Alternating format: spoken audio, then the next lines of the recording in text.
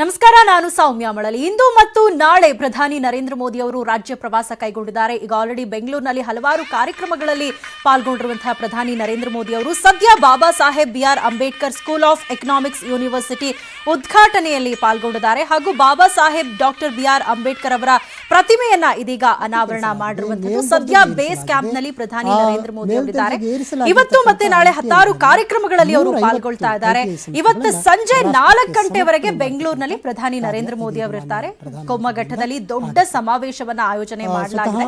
ಆ ಒಂದು ಸಮಾವೇಶದಲ್ಲಿ ಸಾರ್ವಜನಿಕರನ್ನ ಉದ್ದೇಶಿಸಿ ಪ್ರಧಾನಿ ನರೇಂದ್ರ ಮೋದಿ ಅವರು ಮಾತನಾಡಲಿದ್ದಾರೆ. ಸದ್ಯ ಇದೀಗ Baba Saheb doctor B R. Ambedkar school of economics university ಇಲ್ಲಿ ಸದ್ಯ ಇರುವಂತದ್ದು. ಬಾಬಾ ಸಾಹೇಬ್ ಅಂಬೇಡ್ಕರ್ ಅವರ ಕಂಚಿನ ಪ್ರತಿಮೆಯನ್ನ ಪ್ರಧಾನಿ ನರೇಂದ್ರ ಮೋದಿ ಅವರು ಅನಾವರಣ ಮಾಡಿದ್ದಾರೆ. ಬೇಸ್ ಕ್ಯಾಂಪ್ನಲ್ಲಿ ಪ್ರಧಾನಿ ನರೇಂದ್ರ ಮೋದಿ ಅವರು ಇರುವಂತದ್ದು.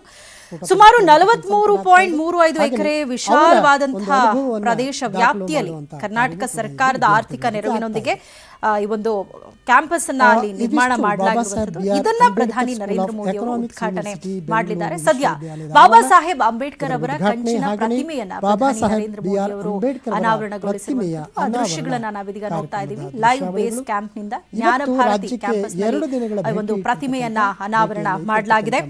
ಬೇಸ್ ವಿಶ್ವವಿದ್ಯಾಲಯ ಅರ್ಥಶಾಸ್ತ್ರ ಬೋಧನೆ ಹಾಗೂ ಸಂಶೋಧನೆಯಲ್ಲಿ ಹೊಸ ಮಾದರಿಯನ್ನ ಸ್ಥಾಪಿಸಿ ನೀತಿ ರಚನೆಯಲ್ಲಿ ಕೇಂದ್ರ ಹಾಗೂ ರಾಜ್ಯ ಸರ್ಕಾರಗಳಿಗೆ ಇದು ಸಹಕಾರಿಯಾಗುತ್ತೆ.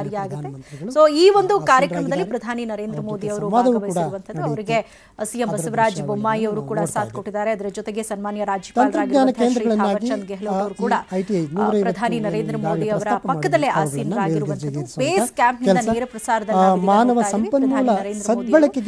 ಬಾಬಾ ಸಾಹೇಬ್ ಅಂಬೇಡ್ಕರ್ ಅವರ ಕಂಚಿನ ಪುತ್ಥಳಿಯನ್ನ ಅನಾವರಣ ಮಾಡಿದ್ದಾರೆ. ಅದರ ಜೊತೆಗೆ Baba Saheb doctor B R. Ambedkar school of economics university ಇದನ್ನ ಕೂಡ ಉದ್ಘಾಟನೆ ಮಾಡಲಿದ್ದಾರೆ. ಅದಾದ ನಂತರ ಕೊಮ್ಮಘಟ್ಟಕ್ಕೆ ಅವರು ತೆರಳುತ್ತಾರೆ. ಅಲ್ಲಿ ದೊಡ್ಡ ಸಮಾವೇಶವನ್ನ ಆಯೋಜನೆ ಮಾಡಲಾಗಿದೆ. ಈ ಸಮಾವೇಶದಲ್ಲಿ ಸಾರ್ವಜನಿಕರನ್ನ ಉದ್ದೇಶಿಸಿ ಪ್ರಧಾನಿ ನರೇಂದ್ರ ಮೋದಿ ಅವರು ಮಾತನಾಡಲಿದ್ದಾರೆ. ಇವತ್ತು ಸಂಜೆ ತನಕ ಅಂದ್ರೆ ಸಂಜೆ 4 ಗಂಟೆವರೆಗೂ ಕೂಡ ನಾನಾ ರೀತಿಯಾದಂತಹ ಕಾರ್ಯಕ್ರಮಗಳಲ್ಲಿ ಅವರು ಪಾಲ್ಗೊಳ್ತಾ ಇದ್ದಾರೆ. ಇದಕ್ಕೂ ಮುಂಚೆ ಐಐಎಸ್ಸಿ ಮೆದುಳು ಸಂಶೋಧನಾ ಕೇಂದ್ರದ ಉದ್ಘಾಟನೆಯನ್ನ ಮಾಡಿದ್ರು. ಸುಮಾರು 450 ಕೋಟಿ ದಾನದ ಹಣದಲ್ಲಿ ಒಂದು ಹೊಸ ಕಟ್ಟಡವನ್ನ ಏನ್ ನಿರ್ಮಾಣ ಮಾಡಿದ್ದಾರೆ ಅದನ್ನ ಉದ್ಘಾಟನೆ ಮಾಡಿದ್ರು. 30 ವರ್ಷಗಳಿಂದ ಅಲ್ಲಿ ಏನ್ ಸಂಶೋಧನೆ ನಡೀತಾ ಇತ್ತು ಅದಕ್ಕೆ ಸಂಬಂಧಪಟ್ಟಂತೆ ಹೊಸ ಕಟ್ಟಡವನ್ನ ಕೂಡ ಅವರು ಲೋಕಾರ್ಪಣೆ ಮಾಡಿದ್ದಾರೆ. ಆದ ನಂತರ ಈಗ ಸದ್ಯ ಅವರು ಬಾಬಾ ಸಾಹೇಬ್ ಡಾಕ್ಟರ್ ಬಿ.ಆರ್. ಅಂಬೇಡ್ಕರ್ ಅವರ ಸ್ಕೂಲ್ ಆಫ್ ಎಕನಾಮಿಕ್ಸ್ ಯೂನಿವರ್ಸಿಟಿ ಈ ಒಂದು ಯೂನಿವರ್ಸಿಟಿ ಆವರಣದಲ್ಲಿ ಪ್ರಧಾನಿ ನರೇಂದ್ರ ಮೋದಿ ಅವರಿದ್ದಾರೆ. ಅಲ್ಲಿ ಬಂದ ತಕ್ಷಣ ಅವರು ಬಾಬಾ ಸಾಹೇಬ್ ಅಂಬೇಡ್ಕರ್ ಅವರ ಕಂಚಿನ ಪುತ್ಥಳಿ ಏನ ನಿರ್ಮಾಣ ಮಾಡಲಾಗಿದೆ ಈ ಒಂದು ಪುತ್ಥಳಿಯನ್ನ ಅನಾವರಣ ಮಾಡಿದ್ರು. ಇನ್ನು ಈ ಒಂದು ಯೂನಿವರ್ಸಿಟಿ ವಿಚಾರಕ್ಕೆ ಬರೋದಾದ್ರೆ 5 ವರ್ಷದ ಎಂಎಸ್ಸಿ ಅರ್ಥಶಾಸ್ತ್ರ 2 ವರ್ಷಗಳ ಎಂಎಸ್ಸಿ ಅರ್ಥಶಾಸ್ತ್ರದ ಕೋರ್ಸ್ ಇದಾಗಿದೆ. ಜ್ಞಾನ ಭಾರತಿ ಬಳಿಯ ಅಂಬೇಡ್ಕರ್ ಕಾಲೇಜ್ ಕ್ಯಾಂಪಸ್ ಇದಾಗಿದ್ದು ಸುಮಾರು 201 ಕೋಟಿ ವೆಚ್ಚದಲ್ಲಿ ಇದನ್ನ ನಿರ್ಮಾಣ ಮಾಡಲಾಗಿದೆ ಅನ್ನುವಂತಹ ಮಾಹಿತಿ ಇದೆ. ಲಂಡನ್, ಹಾರ್ವರ್ಡ್ ಹಾಗೆ ಸ್ಟಾಕ್ ಹೋಮ್ ಮಾದರಿಯ ಕ್ಯಾಂಪಸ್ ಅನ್ನ ಇಲ್ಲಿ ನಿರ್ಮಾಣ ಮಾಡಲಾಗಿದೆ. ಅಂದ್ರೆ ಒಂದು ಉನ್ನತ ಅಧ್ಯಯನ ಮಾಡಬೇಕು ಅಂದಂತ ಸಂದರ್ಭದಲ್ಲಿ ನಾವೆಲ್ಲರೂ ಕೂಡ ಈಗ ವಿದೇಶಗಳಿಗೆ ಹೋಗ್ತಾ ಇದ್ವಿ. ದೊಡ್ಡ ದೊಡ್ಡ ಯೂನಿವರ್ಸಿಟಿಯಲ್ಲಿ ಅಧ್ಯಯನ ಮಾಡೋದಕ್ಕೆ ಹೋಗ್ತಾ ಇದ್ರು ನಮ್ಮ ಸ್ಟೂಡೆಂಟ್ಸ್ಗಳಿಂದ. ಆದರೆ ಇನ್ನು ಮುಂದೆ ಅಂತಹ ಒಂದು ವಿದೇಶಿ ತಂತ್ರಜ್ಞಾನ ಒಳಗೊಂಡಂತಹ ಒಂದು ಅತ್ಯುನ್ನತವಾದಂತಹ ಸೌಲಭ್ಯಗಳನ್ನು ಇಲ್ಲೇ ನಮ್ಮ ವಿದ್ಯಾರ್ಥಿಗಳಿಗೆ ಒದಗಿಸಿ ಕೊಡಲಾಗುತ್ತೆ. ಅಂಥ ಒಂದು ಬೇಸ್ ಕ್ಯಾಂಪಸ್ ಅನ್ನ ಇವತ್ತು ಪ್ರಧಾನಿ ನರೇಂದ್ರ ಮೋದಿ ಅವರು ಉದ್ಘಾಟನೆ ಮಾಡ್ತಾ ಇದ್ದಾರೆ. ಅದರ ಜೊತೆಗೆ ಬಾಬಾ ಸಾಹೇಬ್ ಅಂಬೇಡ್ಕರ್ ಅವರ ಕಂಚಿನ ಪ್ರತಿಮೆಯನ್ನ ಕೂಡ ಅನಾವರಣ ಮಾಡಿರುವಂಥದ್ದು.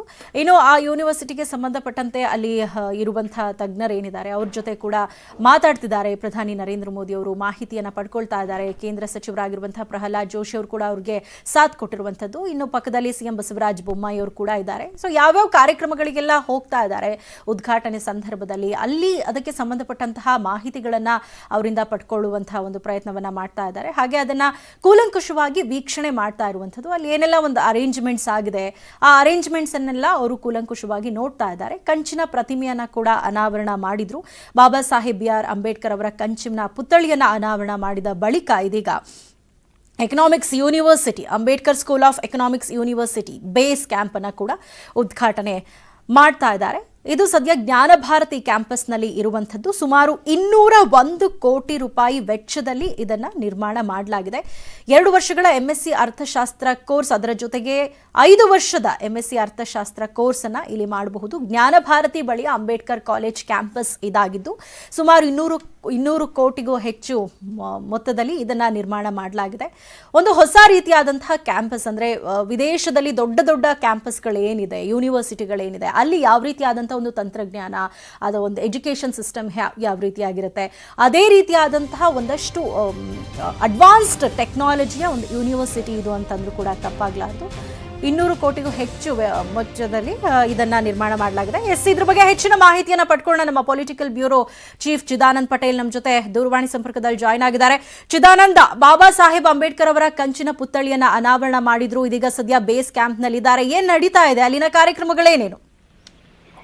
ಸೋಮವಾರದಲ್ಲಿ ಪ್ರಧಾನಿ ನರೇಂದ್ರ ಮೋದಿ ಅವರು ಬಾಬಾ ಸಾಹೇಬ್ ಅಂಬೇಡ್ಕರ್ ಅವರ ಕಂಚಿನ ಪುತ್ಥಳಿಯನ್ನ ಅನಾವರಣ ಮಾಡಿದ್ರು.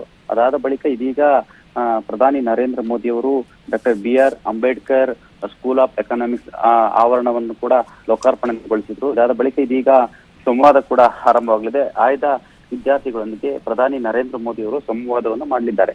ಈ ಸಂವಾದದ ಮಹತ್ವ ಅಂತ ಹೇಳಿದ್ರೆ, ಈಗಾಗಲೇ doctor BR Ambedkar school of economics ನ ಉದ್ದೇಶ ಮತ್ತು ಕಾರ್ಯ ಸಾಧನೆಗಳು ಮತ್ತು ಸರ್ಕಾರ ಕಾಲಕಾಲಕ್ಕೆ ತಕ್ಕಂತೆ ಇಲ್ಲಿ ಅಧ್ಯಯನ ಮಾಡಿದ್ದು ಮತ್ತು ಸಂಶೋಧನೆ ಮಾಡಿದ್ದ ಒಂದು ಮಾಹಿತಿಯನ್ನು ಪಡೆಯುವಂಥದ್ದು ಇಲ್ಲಿ ಪ್ರಮುಖವಾಗಿರುವಂಥದ್ದು. ಪ್ರಮುಖವಾಗಿ ಈ ಒಂದು ಯೂನಿವರ್ಸಿಟಿ 201 ಕೋಟಿ ರೂಪಾಯಿ ಮೊತ್ತದ ಯೋಜನೆ ಆಗಿರುವಂಥದ್ದು. 43.35 ಎಕರೆ ವಿಶಾಲವಾದ ಪ್ರದೇಶದ ವ್ಯಾಪ್ತಿಯಲ್ಲಿ ಇರುವಂಥದ್ದು.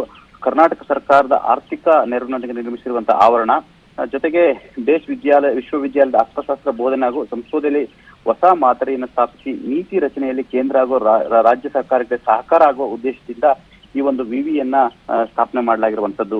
ಸೌಮ್ಯ ಮಳಲಿ, ಈಗಾಗಲೇ ಪ್ರಧಾನಿ ನರೇಂದ್ರ ಮೋದಿ ಅವರು ಈಗ ವಿವಿಯ ಆಯ್ದ ವಿದ್ಯಾರ್ಥಿಗಳೊಂದಿಗೆ ಮತ್ತು ಗಣ್ಯರೊಂದಿಗೆ ಸಂವಾದವನ್ನು ಕೂಡ ಮಾಡಲಿದ್ದಾರೆ. ಇಲ್ಲಿ ಆಯ್ದ ಗಣ್ಯರು ಮಾತ್ರ ಈ ಒಂದು ಕಾರ್ಯಕ್ರಮದಲ್ಲಿ ಇರುವಂತದ್ದು. ಸೌಮ್ಯ, ಏನು ಈ ಒಂದು ಎಕನಾಮಿಕ್ಸ್ ಯೂನಿವರ್ಸಿಟಿಯ ಸ್ಪೆಷಾಲಿಟಿ ಬಗ್ಗೆ ನಾವು ಮಾತಾಡೋದಾದ್ರೆ ಚಿದಾನಂದ್, ಅದ್ರ ಬಗ್ಗೆ ಏನ್ ಮಾಹಿತಿ ಇದೆ?